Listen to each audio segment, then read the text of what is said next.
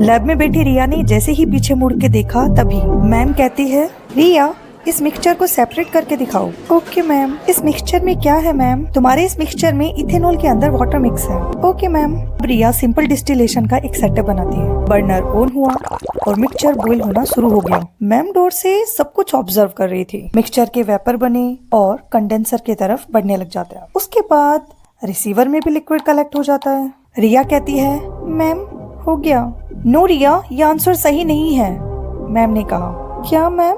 Ma'am रिया को board की तरफ लेके जाती है और उसे समझाती है, बेटा इथेनॉल का बॉइलिंग पॉइंट 78 डिग्री सेल्सियस होता है और वाटर का बॉइलिंग पॉइंट 100 डिग्री सेल्सियस। मतलब इतना कम डिफरेंस अगर दो सब्सटेंस के बीच में हो तो हम सिंपल डिस्टिलेशन पे एक्यूरेट सेपरेशन नहीं कर सकते हैं, क्योंकि दोनों के बॉइलिंग पॉइंट में डिफरेंस कम है। अब जब तुम बॉइल करोगी तो इथेनॉल की वेपर के साथ में वाटर वेपर भी मिक्स है, तो रिसीवर में जो कलेक्ट हुआ है उसके अंदर इथेनॉल भी है और वाटर भी है, मतलब मिक्सचर सेपरेट हुआ ही नहीं। इसीलिए हम सिंपल डिस्टिलेशन ही करेंगे बेटा, यहाँ पर फ्रिक्शनल डिस्टिलेशन दिखाएंगे। तुम सिर्फ इतना करो, फ्रिक्शनल कॉलम को, जिसको हम थ्योरेटिकल प्लेट भी बोलते हैं, उसको इस एक्सपेरिमेंट में यूज करो।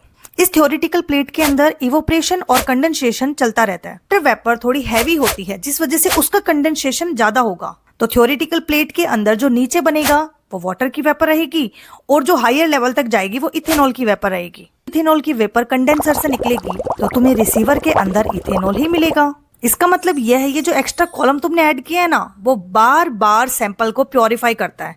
तो जब तुम कॉलम के बढ़ाओगे उतना ही तुम्हारा सैंपल प्योरीफाई होगा। तो हर प्लेट पर वाटर वेपर कंडेंस होकर नीचे चली जाएगी और इथेनॉल वेपर और भी ज्यादा प्योरीफाई होगी।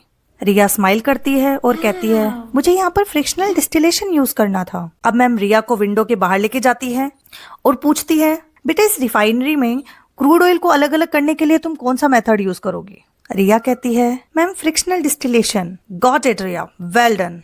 अब ये कॉन्सेप्ट तुम कभी नहीं भूलोगी।